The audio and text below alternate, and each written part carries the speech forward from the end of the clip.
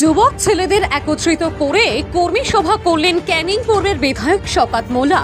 2026 বিধানসভাকে সামনে রেখে ভাঙড় বিধানসভাকে বিভিন্ন স্তরের সাংগঠনিক কমিটি গঠন করে দিয়ে প্রচারে জোর দিলেন শওকত মোল্লা। এদিন ভাঙড় 2 নম্বর ব্লকের বেওতা 1, 2 নম্বর ও বামনঘাটা অঞ্চলের যুবকদের নিয়ে আর্ট গ্যালারিতে কর্মী সম্মেলন অনুষ্ঠিত হয়। এই কর্মী সভা থেকে 3টি অঞ্চলের 3 জনকে কনভেনারের নাম ঘোষণা করেন শওকত মোল্লা। এদিনের এই কর্মসূচিতে উপস্থিত ছিলেন শওকত মোল্লার পাশাপাশি বেওতা 2 নম্বর গ্রাম পঞ্চায়েত প্রধান শেখ সাবির, মমিনুল ইসলাম, মহসিন গাজী, খায়রুল ইসলাম, শামীম উদ্দিন সহ একাধিক নেতৃত্ব। অবশ্যই দেখুন, আমাদের লক্ষ্য হলো মিশন 26। ভাঙড়টাকে মমতা বন্দ্যোপাধ্যায়, অভিষেক বন্দ্যোপাধ্যায়ের হাতে উপহার দিতে হবে, এটাই হচ্ছে মূলত লক্ষ্য। তাই আমরা পার্টির পাশাপাশি যুব সমাজের যুবদেরকে সংগঠিত করার জন্য আমরা যে বিভিন্নভাবে বিভিন্ন জায়গায় যে কর্মী সভাগুলো করছি, এটা আমরা স্বতঃস্ফূর্তভাবে সাড়া পাচ্ছি। আমি ভাঙড়ের যুব সমাজকে অভিনন্দন জানাবো, ধন্যবাদ জানাবো, যেভাবে তারা ঘর থেকে বেরিয়ে আসছে এবং আমাদের পাশে দাঁড়াচ্ছে, তৃণমূল কংগ্রেসের পাশে দাঁড়াচ্ছে।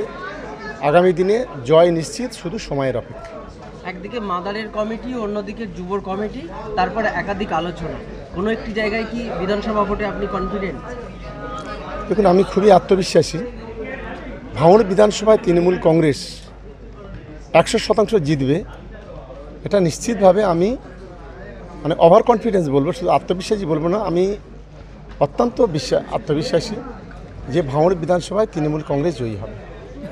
দাদা, পূর্বে দেখা গেছে যে ভাঙড় বিধানসভায় দলেরই কোনো এক নেতার কারণের জন্য আপনারা বিধায়ক হতে পারেননি, মানে আপনাদের প্রতিনিধি। এবার কি কোনো একটা জায়গায় দলের সেই গোষ্ঠীকন্দল একটা কারণ হতে পারে আপনাদের পরাজয়ের বা হারার একটা কি আশঙ্কা করতে পারেন? দেখুন, ভাঙড়ে কোনো কন্দল নেই। আমরা একটা পরিবারের মতো, ছাত্র, যুব, মহিলা এবং তৃণমূল কংগ্রেস আমরা কাঁধে কাঁধ মিলিয়ে লড়াই করছি। এখানে গোষ্ঠীদ্বন্দ্বের যে শব্দটা, সেটা এই মুহূর্তে ভাঙড়ের বাড়িতে নেই। আরাবুল ইসলাম, হাকিবুল ইসলাম কি কোনো জায়গায় ফ্যাক্টর হতে পারে? সম্পর্কে আমি কোনো কথা বলবো না। গত 3 দিন আগে খায়রুল ইসলামের দাদা তিনি আইএসএফ জয়েন করেছিলেন, গতকাল আবার তিনি ফিরে এলেন।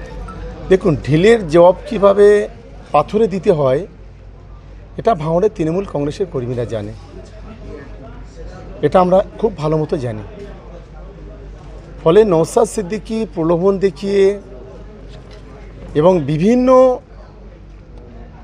ভিতর থেকে চক্রান্ত করে যেভাবে খয়রুলের ভাই সহ 3 জনকে ওরা দলে নিয়েছিল ফুরফুরা শরীফে নিয়ে, ঢিলের জবাব আমরা পাথরে দিয়েছি। কীরকম? 1, 3 জনের পরিবর্তে আমরা প্রথম দিন প্রায় 100 জন আইএসএফকে দলে যোগদান করেছি। 2, ওই 3 জনের মধ্যে প্রথম দিন আফতাবউদ্দিন শেষ আমাদের দলে যোগদান করেছে। আর ওস্তাদের মাস শেষ রাত্রে সেটা গতকাল সেটা খয়রুল দেখিয়ে দিয়েছে। গতকাল তার ভাইকে দলে নিয়ে এবং দলের ঝান্ডা ধরিয়ে শেষ থাপ্পড়টা নওশাদের গালে কালকে বসিয়ে দিয়েছে।